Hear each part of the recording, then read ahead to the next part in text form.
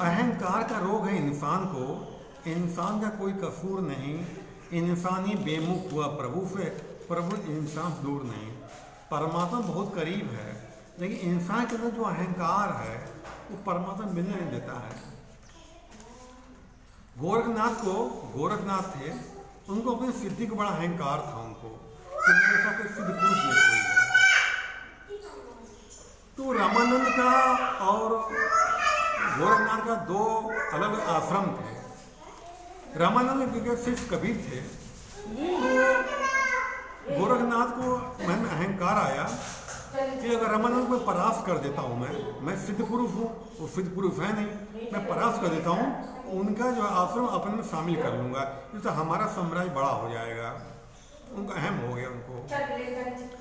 तो रामानंद के पास गोरखनाथ गए और कहा कि हमसे साक्षात करिए, अगर मैं हार जाऊंगा तो आप में शामिल हो जाऊंगा, और आप हार जाएंगे तो हमारे गोरखपंथी हो जाएगी। रामानंद ने कहा, भाई हम तो बूढ़े हो चुके हैं, एक काम करो, हमारे चेले कबीर को हरा दो, हम हार मान लेंगे। तो गोरखनाथ ने कहा, कोई बात नहीं, उन्हें साफा कर लेते हैं। तो ढिंढोरा पीट गया कि गोरखनाथ और कबीरदास का साक्षात होने जा रहा है। नदी किनारे साक्षात होना था, बहुत भीड़ लग गई। गोरखनाथ सिद्ध पुरुष थे, एक त्रिशूल लेकर के आए और कबीर साहब भी वहीं पे आए। तो गोरखनाथ ने त्रिशूल जमीन पर गाड़ा यूं और अपनी योग बल की शक्ति से त्रिशूल ऊपर जाके बैठ गए। और कबीर से कहा, कबीर तुम नीचे हो ऊपर हैं, बराबर कहाँ हो सकती है, हमारे बराबर बैठो तब तो साक्षात मजा आएगा। कबीर ने कहा, अच्छा। कबीर ने रस्सी का गुल्ला मंगवाया, एक छोर अपने हाथ में पकड़ा, एक छोर आसमान में फेंक दिया, उछाल दिया, और वो रस्सी सारे आसमान में चढ़ के बैठ गए। कहें, गोरखनाथ यहाँ आके सत्संग करो तो मजा आएगा, हम कहाँ ऊपर कहाँ तुम नीचे। जब गोरखनाथ ने ऊपर देखा तो उनकी हालत खराब हो गई। कहने, भैया नीचे आ जाओ महाराज, आ जाओ आ जाओ। लेकिन क्या अभी मैं हार नहीं मानूंगा।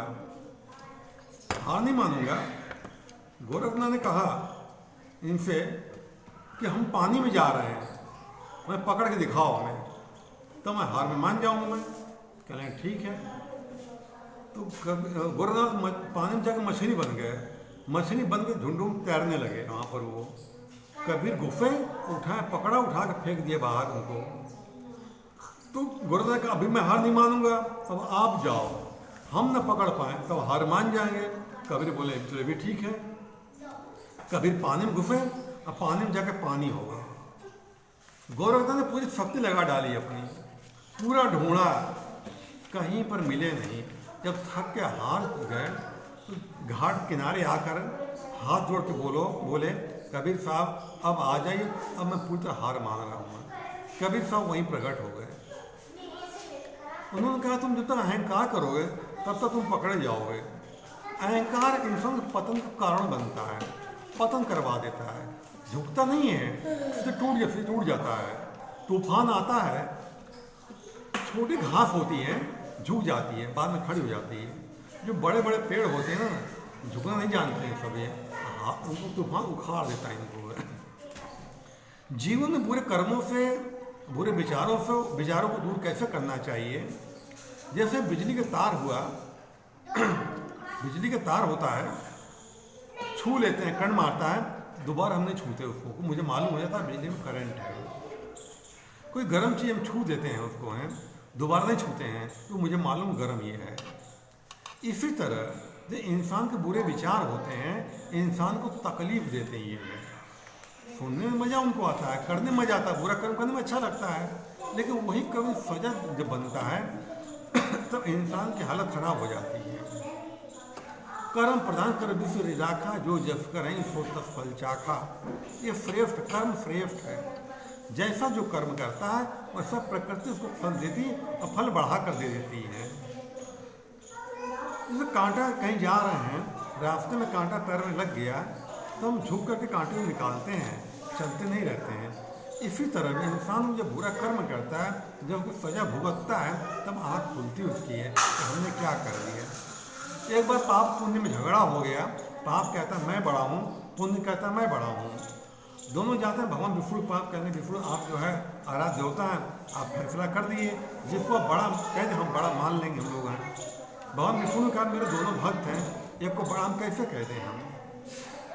तो भगवान विष्णु का दोनों परीक्षा दोगे, जो परीक्षा में पास हो जाएगा उसको हम बड़ा घोषित कर देंगे। कहने लगे क्या करना होगा। उन्होंने लोग कहा, विष्णु भगवान ने कहा तुम लोग जाओ ब्रह्मलोक जाओ, ब्रह्मा जी की जिस फूल पर बैठे हुए हैं फूल की पत्ती लेके आओ, जो पत्ती लेके आएगा उसको हम बड़ा घोषित कर देंगे। उसको हम दोनों निकले, लेकिन पाप था चालाक, उसको शॉर्ट रास्ता मालूम था, अब पुण्य निकला सीधा था, सीधा से जा रहा था और पाप घूम फिर करके पहुंच गया ब्रह्मलोक, पहले पहुंच गया। उसने देखा कि ब्रह्मा जी समाधि में बैठे हुए हैं, फिर उसने सोचा इनसे कौन जगा इनसे, और देर न देखा भरोसा तोड़ के भाग चलते हैं। कौन तोड़ा उसने, जो कुछ दूर गया हुआ था, तो ब्रह्मा जी अंतर्यामी ठहरे, ध्यान भंग हो गया उनका जा पापी चोरी करके जा रहा है, जा तू अंधा हो जा। वो खड़े खड़े अंधा हो गया वहाँ। तब तक पुण्य बेचारा आता है और कहता है, ब्रह्मा जी जब देखता है कि वो अंधा हो गया है, तब ब्रह्मा जी से कहता है हमें फूलपत्ती दे दीजिए और इसको माफ़ कर दीजिए। ब्रह्मा जी बोले तेरा विरोधी माफ़ी को मांग रहा है। वो बोला प्रभु अज्ञानता कर दिया है, इसको माफ़ कर दीजिए। बहुत विनती करते हैं करता है, तो जो विनती करता है उनसे, तो ब्रह्मा जी कहते हैं इसको मैं श्राप दे चुका हूँ, वापस नहीं ले सकता, लेकिन इसको मैं वरदान में दे रहा हूँ, जब ये तुम्हारे शरण में आएगा तब इसकी आंखें खुल जाएंगी। यानी जब आदमी पाप करके पश्चाताप करता है ये मैंने क्या कर दिया, तब आँख खुलती उसकी है। जो उसमें होश खवा बैठता है आदमी, जो उसमें होश खवा बैठता है, पल भर का जो पूरी ज़िंदगी बर्बाद कर देता है इंसान की, पल भर का क्रोध पूरी ज़िंदगी बर्बाद कर देता है, पल भर की काम वासना पूरी ज़िंदगी बर्बाद कर डालती है इंसान की है। तो करने पहले सोचो कि हम कर क्या रहे हैं, इसका परिणाम क्या होगा, अगर क्या हो सकता है। अगर आदमी विचार करने लगे तो पाप नहीं करेगा इंसान को। इंसान सोचता मैं कर लूँ, कुछ कर नहीं पाएगा हमारा, ये अज्ञानता मूर्खता उसकी है। दुनिया में जितने भी पाप किए हैं, जिन लोगों ने पाप किया, बचा कोई नहीं है, चाहे बड़ा बड़ा हो चाहे छोटा छोटा है। निर्दोष को जिसने सताया उसका तीनों गया तेज बल और वंश। अपनी आँखन देख लो चलेगा रावण कौरव कंस, सबका मटिया मेट हो जाता है। इसलिए बुरे कर्म से बचो, बुरी बातों से बचो, बुरी संगति से बचो। ऐसे लोग सिर्फ बर्बाद कर देते हैं। अपना काम ईमानदारी से करो, मेहनत से करो, किसी को दुख मत दो, किसी को रुलाओ मत, किसी को धोखा मत दो, किसी को बेईमान की समझ मत करो। जा करके जो करोगे वही बढ़ा के हमको मिलना ही मिलना है। दूसरे लिए गड्ढा खोदने की सोच रहा होता आदमी, परमात्मा उसके गड्ढा पर तैयार कर रहा होता है। जो किसी को दुख दे रहा होता है तो उसका कर्म बन रहा होता है, कर्म फल बन रहा होता है। जब आदमी जो कर्म कर लेता है तो फल तुरंत निश्चित हो जाता है, कब मिलना है, कैसे मिलना, कितना तुरंत निश्चित हो जाता है। पाप किया नहीं, फल तुरंत निश्चित हो गया उसका। इंसान मालूम नहीं पता हमें क्या मिलेगा हमें, लेकिन कर्म कभी छोड़ता किसी को नहीं है। कर्म माफ किसी को नहीं करता है, वो चाहे कोई भी हो। कर्म हमारे कर्म इंसान अच्छे करने चाहिए। अच्छा कर्म करोगे, मेहनत से हम रोटी खा लो, सुकून सो लोगे। रोज चोरी करता है तो पेट कोई भरता उसका नहीं है, हमेशा खाली रहता है। जिसका चोरी कर रहा है उसके आत्मा से पूछो, आत्मा कितनी रो रही, कितनी बदुआ दे रही है, वो कहाँ जाएगा। वो जब हराम कमाई कमाता है वो हराम से लूट जाता है, फिर बर्बाद हो जाता है। चलिए योगा का टाइम होगा, योगा करते हैं हम। धन्यवाद आपका।